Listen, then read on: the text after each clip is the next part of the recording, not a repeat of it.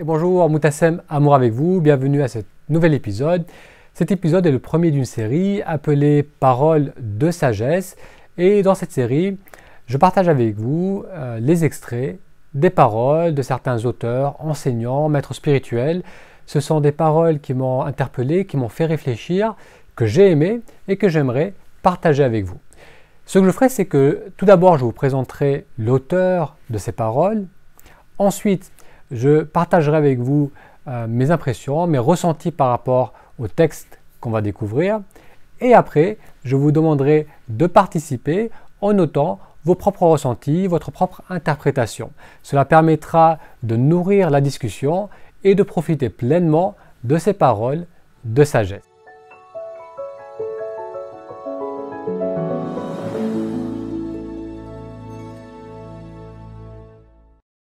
Pour ce premier épisode, on va découvrir un texte de Thich Nhat Hanh.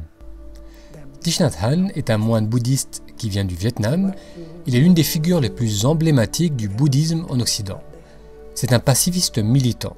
En 1967, Martin Luther King le proposa pour le prix Nobel de la paix. En 1972, il est réfugié politique en France et à partir de la France, il anime une branche du bouddhisme zen qui prône la pleine conscience de l'être et la compassion. Son enseignement continue aujourd'hui au village des Pruniers et vous pouvez faire une recherche Google pour en savoir plus. Thich Nhat Hanh, c'est aussi un auteur prolifique et de qualité. Il a publié 32 livres sur les thèmes du bouddhisme et d'une vie consciente. Si un livre que je vous recommande, c'est sur les traces de Siddhartha qui se lit comme un roman. Les paroles d'aujourd'hui sont issues du livre appelé La colère, paru aux éditions J.C. Lattès. Si un incendie ravage votre maison, la chose la plus urgente à faire est de tenter de l'éteindre et non pas de courir après celui que vous croyez être responsable. Si vous le pourchassez, les flammes réduiront votre maison en cendres.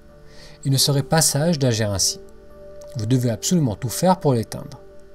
De même, lorsque vous êtes en colère, en continuant à vous disputer avec l'autre personne, en cherchant à la punir, vous agissez exactement comme celui qui court après l'incendiaire pendant que sa maison est dévorée par les flammes. Qu'est-ce que cet extrait nous dit?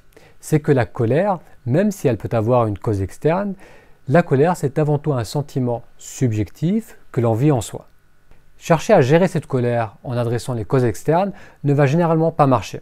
On peut se dire que c'est la faute de l'autre, on peut se positionner en tant que victime, on peut vouloir se venger, on peut espérer du mal à l'autre, mais tout cela ne va avoir qu'une conséquence, c'est d'enflammer davantage la colère que l'on porte en soi.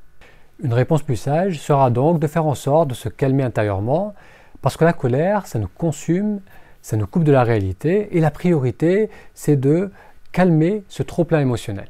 Cela ne veut pas dire qu'on va nécessairement rester passif face à une agression ou face à une injustice, mais qu'on va plutôt agir à partir d'un état où on sera un peu plus centré. Car agir à partir de cette colère, mentalement ou à travers les actes, va permettre à cette colère de s'étendre, de se consolider et ne va pas améliorer notre situation extérieure. Et pour mieux gérer la colère, je vous invite à lire un article qui va reprendre ces concepts, qui va les approfondir, qui va vous donner quelques clés supplémentaires pour gérer la colère. Je vous mettrai le lien vers cet article sous cet épisode. Ça conclut mon ressenti, mon interprétation par rapport à ce texte de Thich Nhat Hanh. Ce que j'aimerais maintenant, c'est vous demander quelle est la vôtre. Est-ce que vous êtes d'accord avec ma lecture? Comment vous gérez les épisodes de colère? Vous pouvez laisser un commentaire sous cette vidéo. Si vous n'êtes pas encore inscrit à cette chaîne ou au blog, je vous invite à le faire pour être sûr de recevoir tous les futurs épisodes de cette série Paroles de sagesse. Merci d'avoir suivi cette vidéo et je vous dis à très bientôt.